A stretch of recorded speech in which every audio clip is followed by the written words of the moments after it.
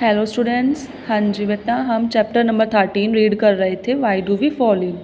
तो इस चैप्टर में हमने एक दो टॉपिक्स कर लिए थे कि हेल्थ क्या होता है और उसके फेलियर क्या क्या होते हैं। ठीक है। सो हेल्थ में क्या पढ़ा था हमने कि कोई भी इंसान अगर वो उसके अंदर सभी फंक्शंस वेल तरीके से चल पा रहे हैं, मान लो फिजिकली भी सही है, मेंटली भी और सोशली भी वो मैनेज कर पा रहा है, ठीक है, तो हम क्या बोल सकते थे कि वो इंसान क्या है, हेल्थी है। ठीक है, वो इंसान क्या है, हेल्दी है। अगर क्या हो, वो state of being well enough to function well physically, mentally और सोशली, वो सोशली भी सही हो, मेंटली भी वो अच्छी तरह सोच पाता हो, फिजिकली भी वो फिट हो, तो हम क्या बोल सकते थे कि वो पर्सन क्या है, हेल्थी है। ठीक है। उसके बाद जो है हमने नेक्स्ट टॉपिक रीड किया था कि कम्युनिटी के जो इश्यूज़ हैं वो हमारी हेल्थ पर कुछ ना कुछ इफेक्ट डालते हैं या नहीं, ये भी हमने रीड किया था। ठीक है। सो अब नेक्स्ट टॉपिक हम रीड करेंगे, distinctions between healthy and disease free. अब हेल्दी और डिसीज़ फ्री, इन दोनों में क्या डिफरेंस होता है वो हमने देखना है अब। ठीक है, हेल्दी और डिसीज़ फ्री। हेल्दी इंसान क्या होगा, ऐसे इंसान जो क्या होगा, मेंटली, सोशली और फिजिकली फिट होगा, उसको हम बोलेंगे हेल्दी। ठीक है, मीन्स वो सभी काम अच्छी तरीके से कर पा रहा है।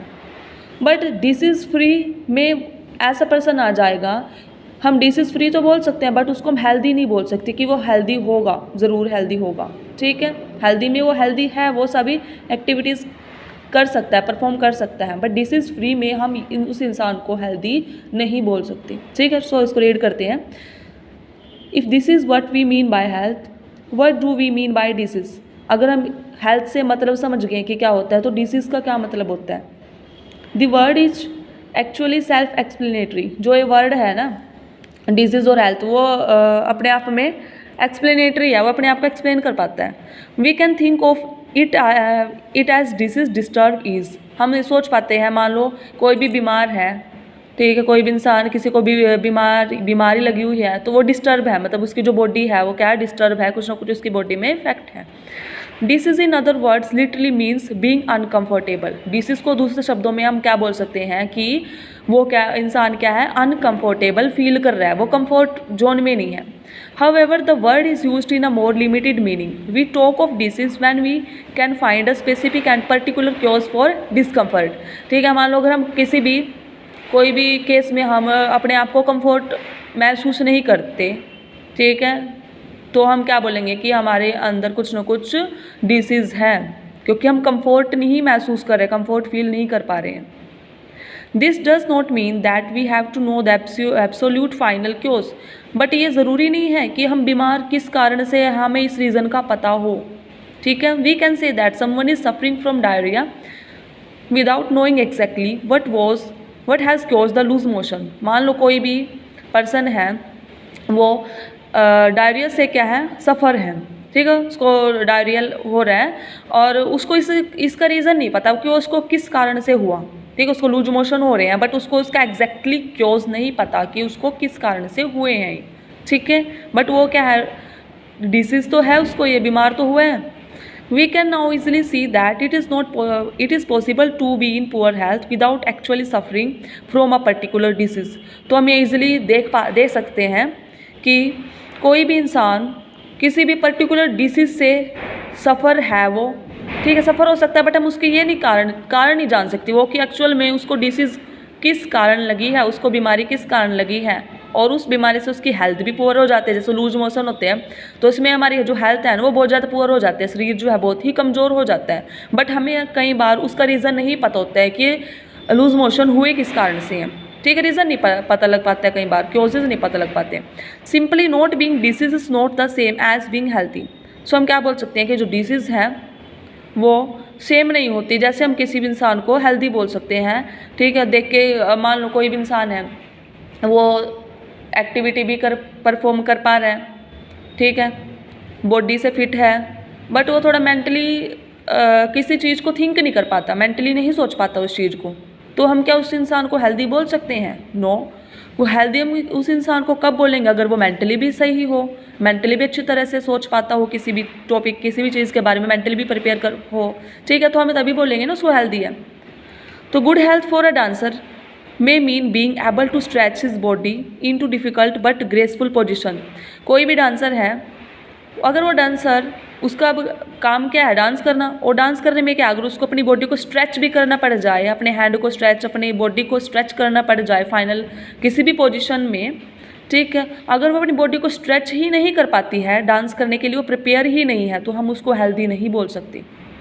On the other hand good health for a musician may mean having enough breathing capacity in his her lungs to control the notes from his her flute. उसके बाद जो म्यूजिशियंस होते हैं उनके अंदर भी कोई कुछ कैपेसिटी होती है, ताकि वो जैसे सॉन्ग आते हैं तो वो सांस लेके, बहुत लंबा सांस लेके जो है सॉन्ग गाना होता है कई बार, तो उनको जो नोट वो कैचअप कर पाते हैं, उनकी भी जो कैपेसिटी है, उनके अंदर जो ब्रेथिंग कैपेसिटी है वो भी सही होनी चाहिए, इनफ होनी चाहिए, तभी उसको हेल्दी माना जाएगा। To have the opportunity to realise the unique potential in all of us is also necessary for real health. इस प्रकार से हमें जो ये अपॉर्चुनिटी है कि उनके अंदर कितनी यूनिक पोटेंशियल है और वो उसको कितना यूज़ कर पा रहे हैं, ये भी उसकी जो है ग्रेट रियल हेल्थ में इम्पोर्टेंट होती हैं। सो नेक्स्ट हम देखेंगे कि डिसीज़ और उसके क्या कारण होते हैं, जो बीमारी होती है और उसके क्या कारण होते हैं, उसके बारे में हम अब रीड करेंगे। What does disease look like, जो बीमारियाँ हमें वो कैसे दिखाई देती हैं। Late us now think a little more about disease. अब हम थोड़ा सा और डिसीज़ के बारे में सोचेंगे। मान लो कुछ बीमारियाँ ऐसी होती हैं जो लाइफ टाइम के लिए लग जाती हैं हमें, ठीक है, बट कुछ बीमारी ऐसी होती है जैसे 2 दिन में या 3 दिन में ठीक हो जाती हैं, ठीक है। तो कुछ बीमारी लाइफ लॉन्ग चलती हैं, कुछ जो है थोड़े से समय के लिए होती हैं, मतलब अलग अलग टाइप के डिसीज़ के बारे में हम स्टडी करेंगे। Let us now think a little more about disease. In the first place how do we know that there is a disease. अब हम थोड़ा सा डिसीज़ के बारे में सोचेंगे क्या होती है, और हम थोड़ा सा जानने की कोशिश करेंगे कि वास्तव में डिसीज़ होती क्या है। In other word how do we know that there is a something wrong with the body. तो हम ये कैसे समझ सकते हैं, दूसरे शब्दों में कैसे समझ सकते हैं कि हमारी बॉडी के साथ कुछ रॉन्ग हो रहा है, गलत हो रहा है, मतलब हमारी बॉडी में कुछ ना कुछ बीमारी लग रही है हमें या नहीं, वो हम कैसे सोच सकते हैं। There are many tissues in the body as we seen in chapter 6। जैसे कि हम सभी जानते हैं हमारी बॉडी में क्या होते हैं, टिश्यूज़ होते हैं, जैसे चैप्टर 6 में आपने देखा हुआ है, ठीक है। सेल्स से सेल्स के कम्बिनेशंस को क्या बोलते हैं हम, टिश्यूज़। सेल्स से काफ़ी सारे सेल्स जॉइंट अप करके क्या बनाते हैं, टिश्यूज़ बनाते हैं। So these tissues make up physiologically system or organ system that carry out body function। अब जो ये जो टिश्यूज़ होते हैं हमारी बॉडी में जो हैं काफ़ी सारे फंक्शंस करते हैं, परफॉर्म करते हैं, ठीक। हमारी ऑर्गन सिस्टम्स और जो फिजियोलॉजिकल सिस्टम है उसको क्या करते हैं, ये बना के रखते हैं, ठीक है। मतलब हमारी बॉडी के जितने भी फंक्शंस हैं ना, ये टिश्यूज़ करते हैं उनको। Each of the organ system has specific organs as its part and it has particular functions. So the digestive system has the stomach and intestine and it help to digest food taken in from outside the body। अब मान लो जैसे digestive system है, ठीक है, वो क्या कर रहा है, हमारे खाने को डाइजेस्ट करने में हमारी मदद कर रहा है। जैसे इंटेस्टाइन होती है, बड़ी आंत होती है, स्मॉल इंटेस्टाइन, लार्ज इंटेस्टाइन, इनमें क्या होता है, हमारा खाना पचता है। अगर कुछ किसी एक इंटेस्टाइन में अब्जॉर्ब और दूसरे में हमारा डाइजेस्ट होता है। अगर ये जो है हमारा ये इंटेस्टाइन अगर ख़राब हो जाए शरीर में तो खाना डाइजेस्ट नहीं हो पाएगा, तो उससे क्या होगा, हमारी जो बॉडी है उसको क्या लगेगी, डिजीज़ लगेगी, क्योंकि हमारी अगर बॉडी में खाना ही नहीं पचेगा तो हमारी बॉडी जो है थोड़ा उस पर इफेक्ट पड़ेगा ही, ठीक है। So and it helps to digest food taken in from the outside the body. The musculoskeletal system which is made up of bones and muscles holds the body parts together and helps the body move, ठीक है। तो जो skeletal system है जिसमें bones और muscles हैं वो एक दूसरे को क्या करके रखते हैं, होल्ड करके रखते हैं। When there is a disease either the functioning of one or more system of the body will change for the worse। जैसे डिसीज़ होती हैं तो हमारी जो बॉडी के जो फंक्शंस हैं वो अच्छी तरह से काम नहीं कर पाते हैं, ठीक है।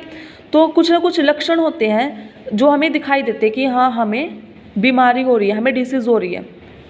तो जैसे हमें हेडेक होता है, so we have a headache, we have cough, we have loose motion, we have a wound with pus, there are all symptoms. ये सभी लक्षण होते हैं जिससे हमें पता लग जाता है कि हमारे शरीर में कुछ ना कुछ बीमारी लगी हुई है। जैसे सर दर्द होता है, खांसी होती है, लूज मोशन होती है, ये सारे सिम्टम्स होते हैं, सारे लक्षण होते हैं बीमारी के। This indicate that there may be disease. But they don't indicate what the disease is. इनसे हमें पता लग जाता है कि हमें बीमारी हो गई है इन लक्षणों से, बट रियल में मेन नहीं पता लग पाता, इंडिकेट नहीं कर पाते हम कि बीमारी कौन सी है। For example a headache may mean just examination stress और very rarely it may mean meningitis और any one of a dozen different disease. ठीक है, जैसे हम बोलते हैं मान लो हमें सर दर्द हो रहा है तो हम क्या बोलेंगे कि एग्जामिनेशन का स्ट्रेस है। ठीक है, ये सोच लेते हैं। सो नेक्स्ट है, दो टाइप के डिसीज़ के बारे में हम डिस्कस करेंगे, एक एक्यूट और क्रोनिक डिसीज़। अब एक्यूट डिसीज़ और क्रोनिक डिसीज़ में क्या डिफरेंस होता है? एक्यूट डिसीज़ जो होती है वो कुछ समय के लिए रहती है, और क्रोनिक डिसीज़ होती है जो बहुत ही ज़्यादा समय ले लेती है, लाइफ टाइम भी हो जाती है ये। दी मैनिफेस्टेशंस ऑफ डिसीज में भी different depending on a number of factors. जो डिसीज का जो फैलाव होता है वो अलग अलग फैक्टर्स पर डिपेंडेंट करता है। Some disease last for only very short periods of time and these are called acute disease. कुछ डिसीज जो है थोड़े से समय के लिए रहती है जिनको हम क्या बोलते हैं? Acute disease. We all know from experience that the common cold last very only a few days. जैसे हमें ठंड लग गई थी, ठंड लग जाती है और फीवर हो जाता है तो वो कुछ दिनों के लिए ही रहता है, उसके बाद हम मेडिसिन लेने के बाद ठीक हो जाते हैं। Other ailments can last for a long time even as much as lifetime and are called chronic disease. और कुछ बीमारी ऐसी होती है जो लाइफ टाइम के लिए हो सकती है, उनको क्या बोलते हैं? Chronic disease. An example is the infection causes elephantiasis which is very common in some part of the India. For example बोल दिया एक इन्फेक्शन हो गया, इन्फेक्शन हो जाता है, जैसे ये एक ऐसी बीमारी होती है, इस बीमारी से क्या होता है? पैरों में सूजन आ जाती है, इस बीमारी से पैरों में सूजन आ जाती है। और ये जो है कॉमन है, इंडिया के कई पार्ट में इस टाइप की बीमारी देखी गई है। ठीक है, तो ये लाइफ टाइम तक ही मानी गई है। सो नेक्स्ट हम एक्टिविटी रीड करेंगे। एक्टिविटी में बोला गया survey your neighbourhood to find out how many people suffered from the acute disease during the last 3 months। हमने एक सर्वे करना है अपने आसपास ही। ठीक है, और ये देखना है कि कितने इंसान जो हैं एक्यूट डिसीज से ग्रस्त हैं और कितने लोगों को क्रोनिक डिसीज हुई है। ठीक है, and are the answer to question first and second are different. तो हमने जब जैसे ही देखेंगे तो हमने देखेंगे कि जो क्या आंसर्स हैं फर्स्ट और सेकंड क्वेश्चन के लिए क्या सेम आए हैं। Are the answers to question second और थर्ड आर डिफरेंट। और क्या सेकंड और थर्ड पॉइंट्स के लिए जो आंसर आए हैं वो डिफरेंट आए हैं। थर्ड में क्या था? And finally the total number of people suffering from chronic disease in your neighbourhood. ठीक है, जो क्रोनिक डिसीज से जितने भी इंसान सफ़र थे, जितने टोटल नंबर के थे वो हमने देखना था। तो मतलब इससे ये देखना है कि आसपास के एरिया में जो हमारे एक्यूट डिसीज से कितने लोग ग्रस्त हैं, और 3 महीने का डाटा लिए थे, 3 months का। ठीक है, 3 months का डाटा देखना है। ऐसे ही क्रोनिक डिसीज से कितने लोग ग्रस्त हैं वो देखना है और हमने उसके बारे में विचार करना है। ठीक है, सो ओके स्टूडेंट्स, आपने यहाँ तक इसको रीड करना है। Okay, thank you.